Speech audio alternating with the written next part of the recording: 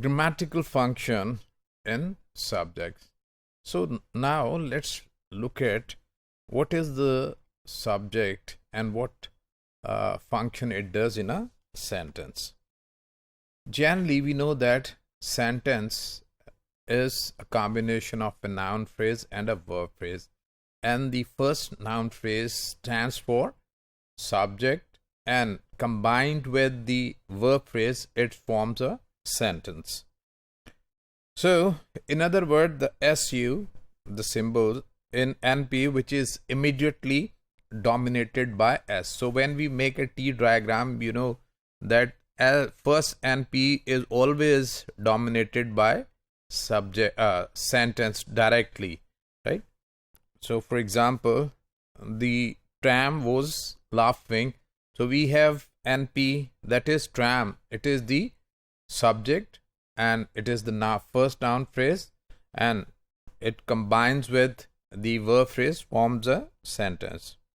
So if we look at this, we can find the same in two ways. In one, in bracket we have S, that consists of NP and VP, and you can see that S is the tram. And if we look at the diagram, we have the tram as NP and was laughing as VP. Similarly, in a sentence like the Egyptian was clowning, the German girl was offering some chocolate, we know the subject phrases NP is the Egyptian in the fourth sentence and the German girl in the fifth sentence. So let's consider some syntactic characteristics of the noun phrase, like the tram, the Egyptian girl, and the German girl, etc. NP's functioning as subject invert with the first auxiliary element in the formation of question. If we are to see which is the NP that stands for subject, we can check it whether it shifts to the initial the auxiliary of the sentence shifts to the initial position and takes the noun phrase after it, like was the tram laughing. We know that the auxiliary was is shifted to the initial position, right? And the tram is the subject, is the noun phrase, so it is the subject is inverted in this sentence. The switch of the subject NP and the first auxiliary element is called subject auxiliary inversion. So remember that SAI, subject auxiliary inversion. So if in any sentence any noun phrase can be inverted like this, right? That is the subject noun phrase. Another characteristics of subject noun phrase in finite clauses, for example finite clauses which limits in terms of time, is that they normally agree in number with the first element in the verb phrase. For example, if our verb phrase consists of verb only, the agreement affects on the verb. If there is helping verb, the first helping verb is affected by the noun phrase for agreement.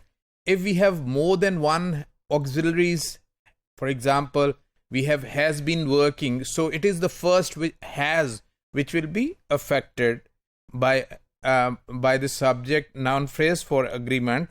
For example, the trams were laughing, so the verb phrases were laughing, and the first element of the auxiliary of the verb phrase is were, so it will agree with the plural noun trams.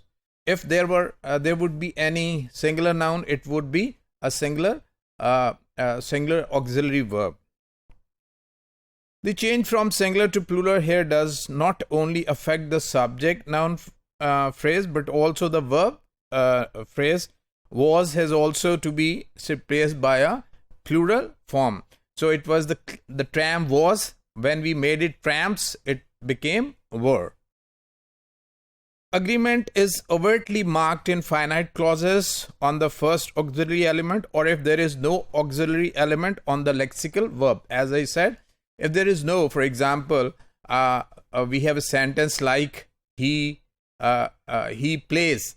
So we see that the lexical verb play has the effect of the noun phrase and has an s. And if it were he is, then is carries the effect of the singular noun phrase, which is he.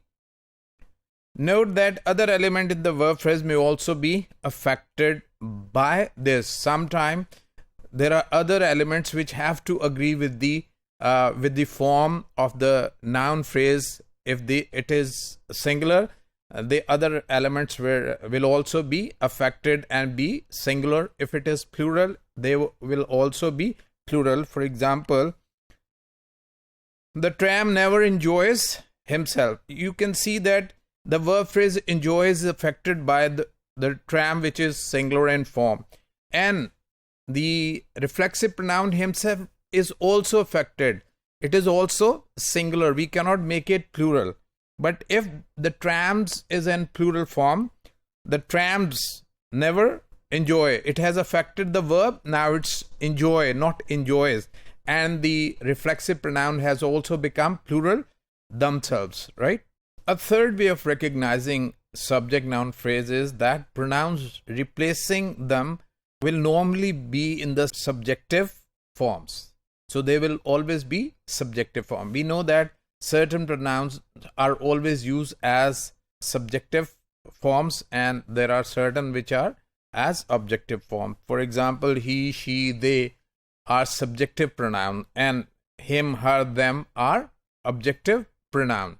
So he plays is correct, him play is incorrect. So he was laughing. So we have subjective pronoun he. If we put or replace he with him, our sentence will be incorrect. So we need to take care of these three characteristics of the subject noun phrase, that there is SAI, there is agreement, and there is substitution by the pronoun. Only the subjective pronouns can be used in the place of the subject. So, for example, the patient has been examined by Dr. McDonald. We have the subject, the patient. If we are to change it with the pronouns, we can change it with he. And we know that it has agreement with the verb phrase, the first word, auxiliary of the first auxiliary of the verb phrase, that is has.